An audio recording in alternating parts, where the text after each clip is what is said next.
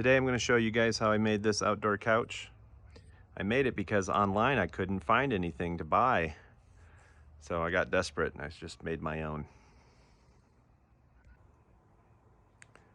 There's 4 sections that I screwed together that make up this couch. There's this bottom section here, and then this back section, and then the 2 side pieces, right? And then these are there to keep the cushions from coming out, those pieces in the middle. Keeps the cushions from coming out the sides. Then I put this in the front, this last little strip. It's got a lip on it, and it keeps the couch cushions from sliding out the front. I just put that on last. So starting with the bottom section, pretty simple. You got a cross beam here in the front, then on the side, and another one on the back there, and then over here. Then you have 1, 2, 3, 4 2x4s that set in this direction, so they sit flat, so that when you sit on them it has a little bit of a bounce. This has been here for a couple years now. It's really strong, and the length for the bottom piece is 73.5, and then the depth is 26, and 73.5 is tall enough for most taller men to even lay down in. I'm 6'2", and I can lay flat in this couch. So that's the first section you got to build. And building the back section now is similar to the bottom section, except the back section is going to be a little smaller. You're going to do the same thing, and you're going to build a little box that goes around from there to there. And then you're just going to put 2 cross beams that sit flat down the middle there. So your piece that you're going to build in the back is going to look like this. Of course, it's going to be 73.5 like the bottom, and then by 19 inches tall. And then you're just going to have 1, 2 beams that'll sit flat like this, so that it has a little bit of give when you sit back and your back hits that. It's not so stiff. And one little side note, I did see this piece back here. That's optional. I put this piece in here and there because I just wanted to have a little bit more strength. Just added a little more strength to the back, but you don't really need them. Okay, now moving on to the side section. This section will, of course, mirror that section, but they're both going to have the same measurements and dimensions. So once again, you're going to want to build like a box to start.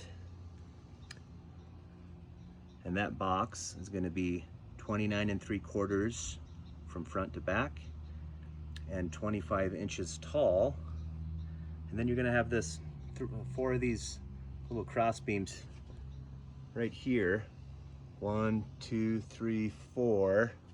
And those are going to help keep the pillows from sliding out the sides. So you're going to want to put those in. And they're only going to be 3/4 thick by maybe, I don't know, 1.5 inches wide. And this whole couch is made out of 2x4s, except those. Everything else is 2x4. So once again, looking at the measurements, the spacing from here to here, from here to here, there to there, you're going to space those 3.5 inches apart from the front. And you're going to make 2 of these sections. One's going to mirror the other. And one last thing, as shown in the drawing, from here to the bottom of this, that's going to be 8 3/4 inches.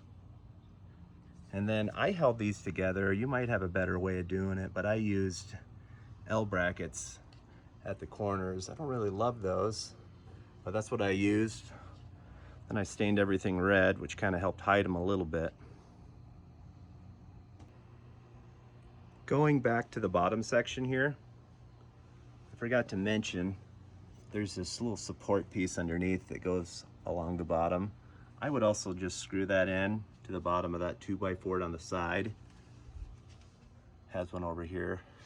Just makes it so when you put weight on that, I have screws going in from here to here, which is holding it, but this bottom piece I have screwed into there, and that'll make it so that these will last longer and stay together a lot longer. So install a little piece at the bottom here that these can rest on, as well as screwing them into there. Everything is held together by 3-inch screws, 2.5-inch screws, whatever you guys feel like would be the best, but that's what I used. When it comes time for you to assemble the sections together, I assembled the back to the 2 side pieces first.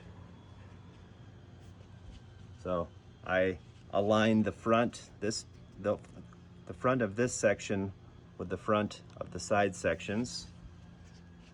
And it's really important, notice how this slopes down here. It actually slopes down. It starts here at the top of the 2x4, then it slopes down essentially to the bottom of the 2x4 here. It does the same. It starts at the top and slopes down all the way to the bottom of that 2x4, and then you're going to want to screw that to the side section. That's important because if it doesn't slope, it feels really weird if it's just sitting flat. So put a little bit of a slope on there so that it is a lot more comfortable when you're sitting on it. It feels a little bit more natural. And once you have the 2 side sections attached to the bottom section, attaching the back section is really easy. This you're going to want to put a little bit of a slope on it as well. It's not going to sit straight up and down, but just align the front of this with the front of this 2x4, and then you're going to slope this all the way back right to the back of here. So not too hard. Align this to here. Notice I put a screw through this to here, and it's pretty well lined up flush with the front of that. And then this is going to slope all the way back to the back of this side section here. So that's how you know how far to slope it. And we found that that's pretty comfortable. So screw everything together here. I put a few, see I got some here as well, screwing it down into this.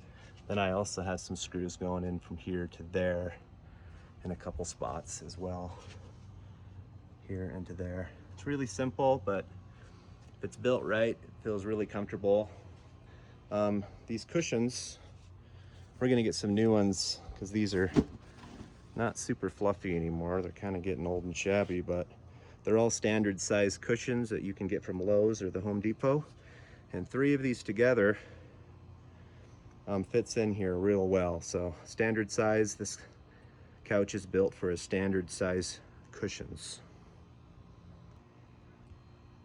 Here are the cushions sitting in. As mentioned, they're a standard size and they sit really tight. Not too tightly though, just inside that spot that I built for them. And then like I mentioned in the beginning of the video, I built this just a thin, maybe a 1/2 inch, 3/8 of an inch. And then I just tacked this strip along the front of the couch to keep these cushions from sliding out. So it has a little lip there, keeps the cushions from sliding out. So you're gonna wanna put that in or your cushions are gonna slide out after you sit on them a couple times. So these are standard size cushion, I've mentioned already, but try to find them around maybe 24.5 inches. That's what these are. They're roughly 24.5 side to side and front to back, 24-25 inches. So shop around for that size for the cushions. And there you have it with all the cushions on it. These cushions, like I mentioned, are getting kind of old and shabby, but we're gonna, next spring, we're gonna go buy some new cushions that are thicker, and these cushions aren't very thick and comfy, so we're gonna get some better cushions next spring and just shop for those same standard dimensions for the cushions and should be set.